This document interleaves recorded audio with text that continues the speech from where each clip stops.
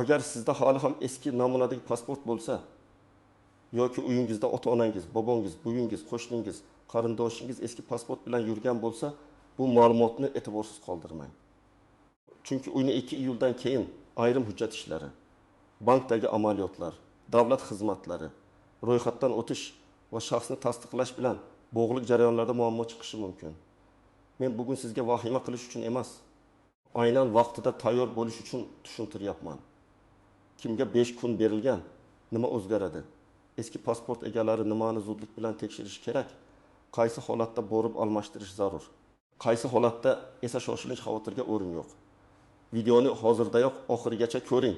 Chunki bitta kichik xato odamni bankda, notariusda, aeroportda yoki davlat xizmatlari markazida ortga qaytarilishiga olib kelishi mumkin.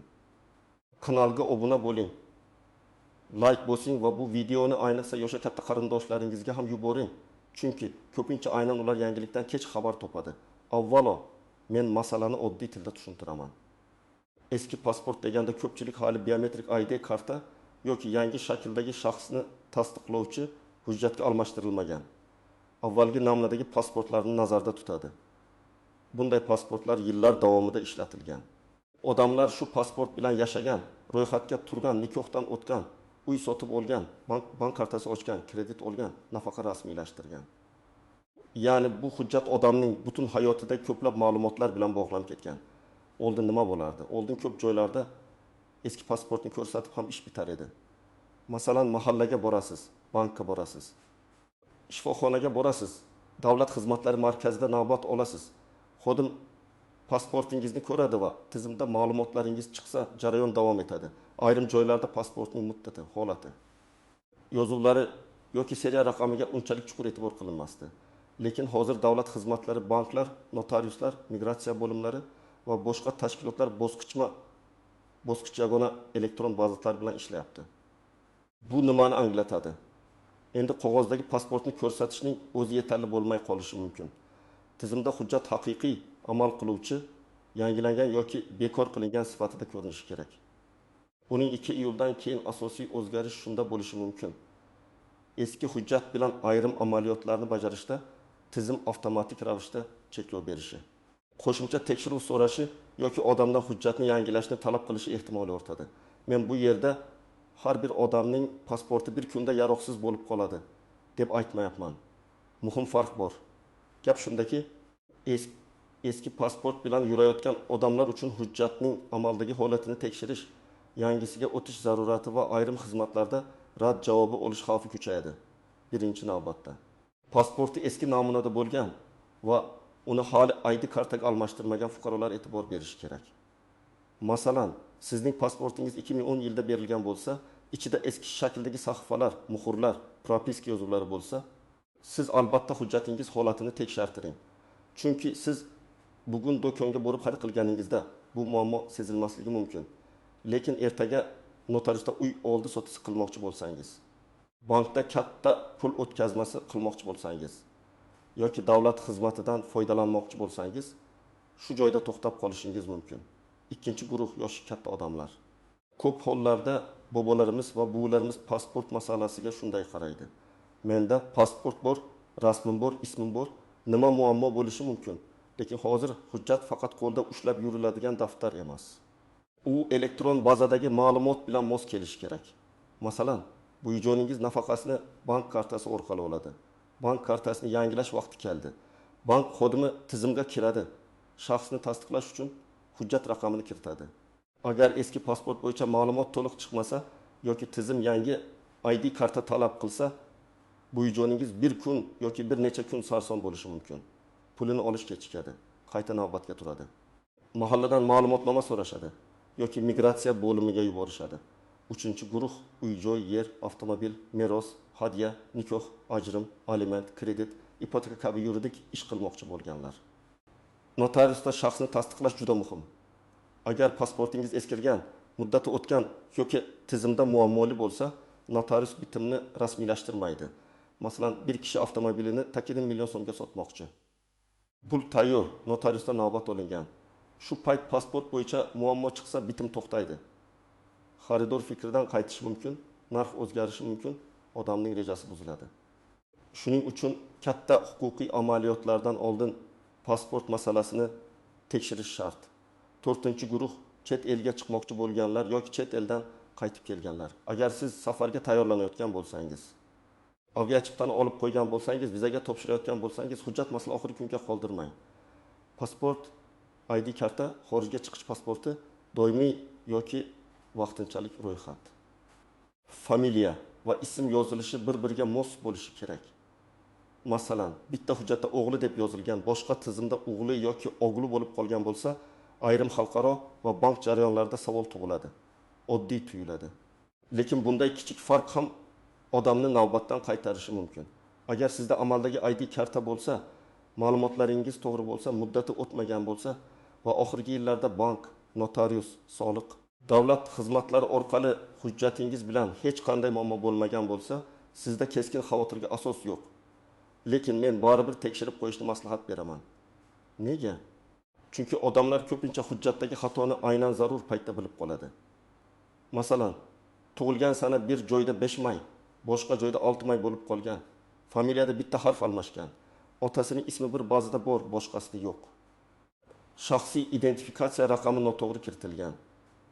Bu xatolar kundalik hayotda bilinmaydi, lekin rasmiy ishda to'siq bo'ladi. Shuningdek, agar siz yaqinda pasportingizni almashtirgan bo'lsangiz, lekin eski pasportingizdagi ma'lumotlar bilan ochilgan bank hisoblari, telefon raqamlari, elektron imzo yoki subsidiya arizalari bo'lsa, ularni ham yangilab qo'yish kerak. Yangi hujjat olganingiz bilan hamma tashkilot avtomatik yangilanadi deb o'ylamang. Ba'zi joylarda ma'lumot o'zi yangilanadi, ba'zi joylarda siz borib ariza berishingiz yoki shaxsiy kabinetda tasdiqlashingiz kerak bo'ladi. Keling, men bir nechta aniq vaziyatni ko'rib chiqaman. Birinchi misol, 62 yoshli fuqaro nafaqa oladi, pasporti eski. U bank kartasining muddatini uzaytirish uchun bankka boradi. Bank xodimi shaxsni tasdiqlashni so'raydi. Pasport eski. Tizimda yangilash talabi chiqadi. Natijada odam bankdan migratsiya bo'limiga, migratsiyadan davlat xizmatlari markaziga yana bankka qatnashi mumkin.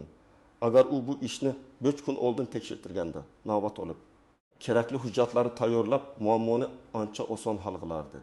Ikkinchi misol, er-xotin uy sotib olmoqchi. Sotuvchi eski pasport bilan keladi. Notarius bitimni boshlaydi, lekin shaxsni elektron tasdiqlashda mos kelmaslik chiqadi. Xaridor pulni bankdan yechib kelgan, sotuvchi boshqa uyga avans berib qo'ygan. Shu bitta hujjat masalasi sabab butun zanjir buziladi. Odamlar bir-biridan ranjiydi, pul ushlanib qoladi, yana yangi sana belgilanadi. Hujjat masalasi oldindan tekshirilsa, bu muammo oldi olinadi. Uchinchi misol, yosh yigit ishga kiradi. Korxona uni rasmiy ishga qabul qilishi kerak. Kadrlar bo'limi pasport ma'lumotlarini kiritadi. Agar hujjat eski, muddati o'tgan yoki ba'zida muammo bo'lsa, mehnat shartnomasini rasmiylashtirish kechikadi. Bu esa oylikning kechikishiga, sug'urta va soliq yozuvlari kech tushishiga olib kelishi mumkin. 4-misol. Ona farzandini bog'chaga yoki maktabga joylashtirish uchun davlat xizmatidan foydalanmoqchi. Arizada ota-onaning shaxsiy ma'lumotlari kerak. Agar onaning hujjati eski bo'lsa yoki familiyasi nikohdan keyin o'zgargan, lekin hamma bazada to'liq yangilanmagan bo'lsa, ariza qaytishi mumkin. Bu yerda muammo bolaning huquqida emas, ota-onaning hujjatidagi moslikda bo'ladi. Buning sababi oddiy. Davlat xizmatlari raqamlashtirilmoqda. Har bir odamning shaxsi aniq, yagona va elektron tasdiqlanadigan bo'lishi kerak. Eski pasportlarda ko'p ma'lumot qog'oz sahifalarda, muhrlarda qo'lda yozilgan yoki turli davrlarda turlicha kiritilgan bo'lishi mumkin. Yangi tizim esa bitta aniq raqam, bitta aniq shaxs, bitta elektron yozuv bilan ishlaydi. Bu odamlar uchun noqulay tuyulishi mumkin, lekin maqsad firibgarlikni kamaytirish. Bir odam nomidan boshqa odam ish qilib yuborishni oldini olish, bank va mulk amaliyotlarini xavfsiz qilish. Masalan, eski hujjat bilan kimdir boshqa odamning nomidan kredit olishga urinishi, yo'qolgan pasportdan foydalanishi yoki notarial ishda shaxsni chalkashtirishi mumkin. Elektron tekshiruv esa bunday xavf kamayadi. Lekin o'tish davrida halol odamlar ham hujjatini vaqtida yangilamasa, ortiqcha yurishga majbur bo'ladi. Shuning uchun men bu masalaga jarima yoki qo'rqitish nuqtai nazaridan emas, oldindan tartibga keltirish nuqtai nazaridan qarashni tavsiya qilaman. Endi juda muhim nozik jihatlarga o'tamiz. Birinchisi, hamma eski pasport egasi bir xil vaziyatda emas. Kimningdir pasporti hali ma'lum muddatgacha ayrim ishlarda qabul qilinishi mumkin. Kimningdir pasporti esa allaqachon muammoli bo'lishi mumkin. Shuning uchun qo'shningiz meniki o'tdi, sizniki ham o'tadi desa bu kafolat emas. Har bir hujjat alohida tekshiriladi. Ikkinchisi, pasportning muddati bilan uning tizimdagi holati bir xil narsa emas. Hujjat qo'lingizda bor, rasm yaxshi, sahifalar butun bo'lishi mumkin. Lekin tizimda u almashtirilgan, bekor qilingan, yo'qolgan deb belgilangan yoki ma'lumotlari yangilanmagan bo'lishi mumkin. Aksincha, hujjat tashqi ko'rinishda eski bo'lsa ham ayrim holatlarda ma'lum jarayon uchun vaqtincha qabul qilinishi mumkin. Shu sababli ko'z bilan qarab xulosa chiqarmang, rasmiy tekshiruv qiling. Uchinchisi, familiya, ism, otasining ismi va tug'ilgan sana masalasi. Ayniqsa nikohdan keyin familiyasini o'zgartirgan ayollar, sobiq ittifoq davrida tug'ilganlar, hujjatlari kiril yozuvidan lotinga o'tkazilganlar, chet elda tug'ilgan yoki boshqa hududdan ko'chib kelganlarda farqlar uchrashi mumkin. Masalan, Shahnoza bir hujjatda Shahnoza Yo'ldoshev, boshqa joyda Yuldashev bo'lib qolgan. Oddiy odam uchun bu bitta ism, lekin elektron tizim uchun bu ikki xil yozuv bo'lishi mumkin. To'rtinchisi, doimiy ro'yxat va yashash manzili. Eski pasportlarda propiska alohida muhr bilan yuritilgan. Hozir esa manzil ma'lumotlari elektron bazada bo'lishi muhim. Agar siz boshqa tumanga ko'chgan bo'lsangiz. Lekin hujjatdagi yoki bazadagi manzil eski qolgan bo'lsa, ayrim davlat xizmatlari, subsidiya, maktab, bog'cha, tibbiy biriktirish, kommunal yoki soliq muassasalarida muammo chiqadi. Beshinchisi, yo'qolgan yoki yaroqsiz holga kelgan pasport. Agar pasportingiz yirtilgan, suv tekkan, rasm ko'rinmaydigan, sayfasi tushgan yoki yozuvlar o'qilmaydigan bo'lsa, hali yuribdi-ku deb kutmang. Bunday pasport bilan rasmiy idoraga borganingizda sizdan darhol almashtirish talab qilinishi mumkin. Bundan tashqari yo'qolgan pasport topilib qolsa ham, u tizimda yo'qolgan sifatida belgilangan bo'lsa, undan foydalanish xavfli. Albatta rasmiy tartibda yangisini oling. Men amaliyotda eng ko'p uchraydigan xatolarni sanab o'taman. Birinchi xato, menga hali kerak emas deb yurish. Hujjat muammosi aynan kerak bo'lgan kuni chiqadi. Bugun sizga notarius kerak emas, ertaga meros masalasi chiqib qolishi mumkin. Bugun bankka bormaysiz, ertaga karta bloklandi yoki yangilash kerak bo'ladi. Ikkinchi xatobatni oxirgi kunga qoldirish. Agar hamma odam 12 yil arafasida yoki undan keyin birdaniga boradigan bo'lsa, navbat ko'payadi. Bitta oddiy ish uchun yarim kun yoki bir kun ketishi mumkin.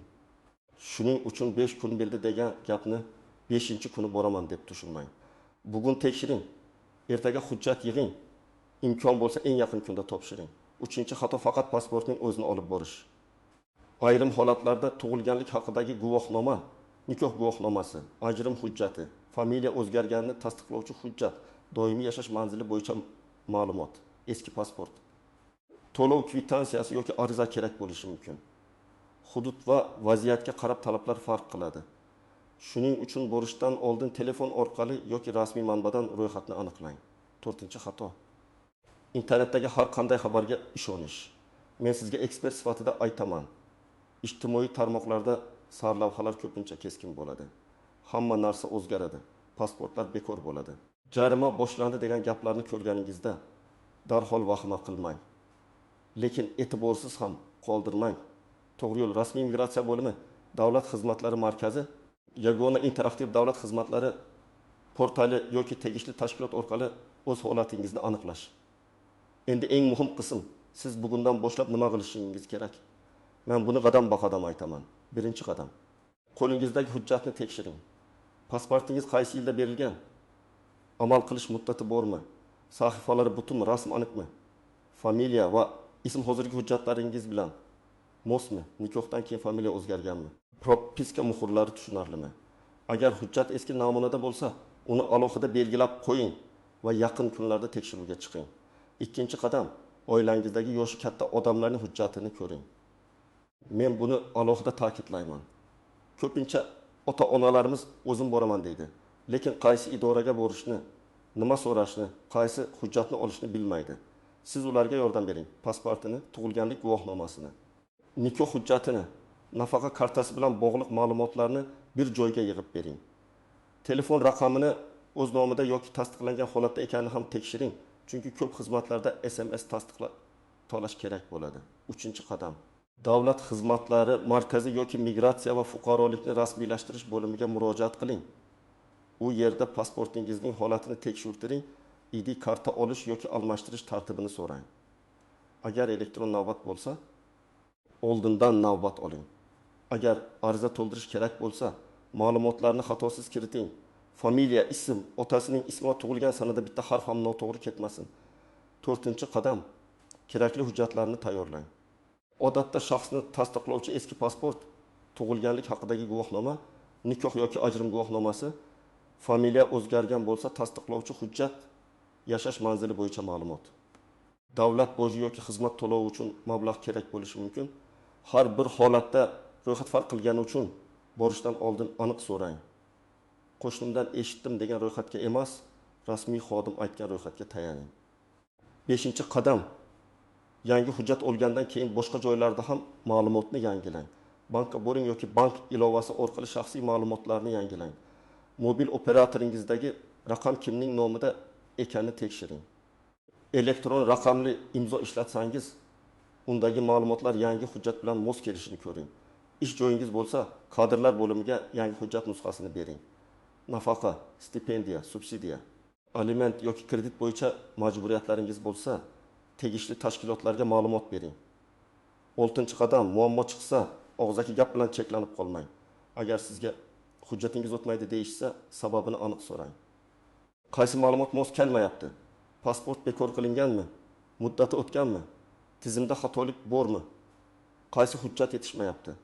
Zarur bo'lsa, yozma tushuntirish yoki rasmiy ariza berish tartibini so'rang. Chunki ba'zan muammo odamning pasportida emas, bazadagi texnik xatoda bo'lishi mumkin. Texnik xato esa rasmiy murojaat orqali tuzatiladi. Alohida aytaman. Agar siz chet elda bo'lsangiz va eski pasport yoki muddati tugashga yaqin hujjat bilan yurgan bo'lsangiz, konsullik masalasini oldindan ko'ring.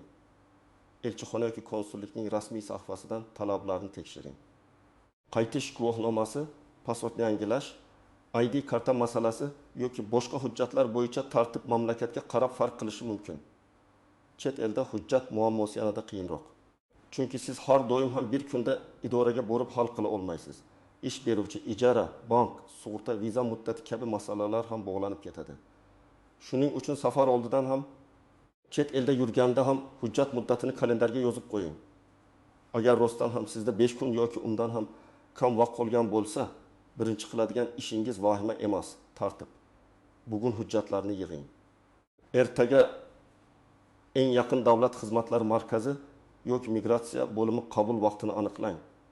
Telefon qilib, aynan eski pasportni ID kartaga almashtirish yoki hujjat holatini tekshirish uchun nima kerakligini so'rang. Keyin navbat oling. Agar yoshi katta odamni olib borayotgan bo'lsangiz, unga suv, kerakli dori, ko'zoynak, telefon va barcha hujjatlarni tayyorlab bering. Navbatda ortiqcha qiynalmaslik uchun ertaroq boring. Agar biror hujjat yetishmasa, masalan nikoh guvohnomasi yo'qolgan bo'lsa, uni tiklash tartibini so'rang. Agar tug'ilganlik guvohnomasida xato bo'lsa, FHDga orqali tuzatish kerak bo'lishi mumkin. Agar propiska masalasi muammo bo'lsa, yashash manzili bo'yicha alohida tartibda murojaat qilinadi. Ya'ni bitta pasport masalasi ortidan boshqa hujjatlar ham ko'tarilishi mumkin. Bu noqulay, lekin bir marta to'g'rilab qo'ysangiz, keyingi yillarda ancha yengillik bo'ladi.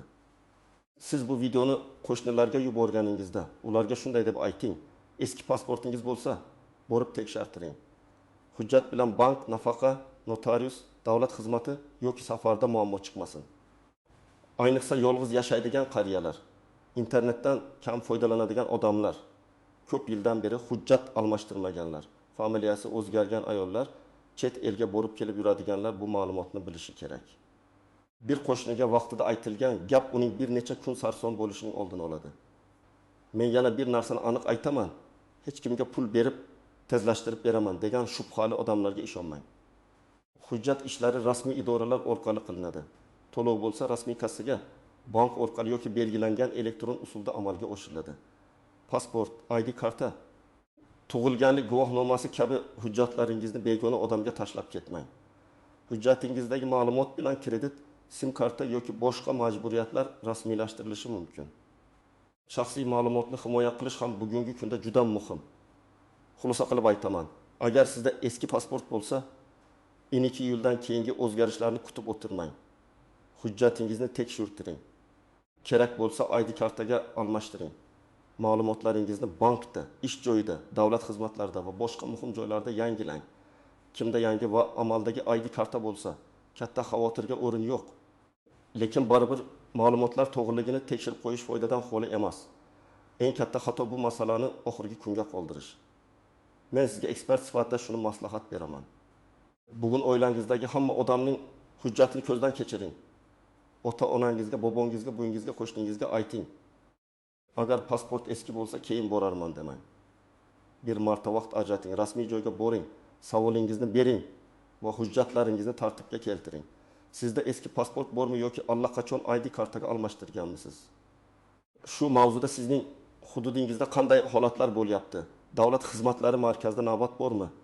Bank yoki notariusda muammo bo'lganmi? Izohlarda yozib qoldiring. Videoni like bilan qo'llab-quvvatlang. Kanalga obuna bo'ling va bu ma'lumotni albatta qarindoshlar hamda qo'shnilarga yuboring.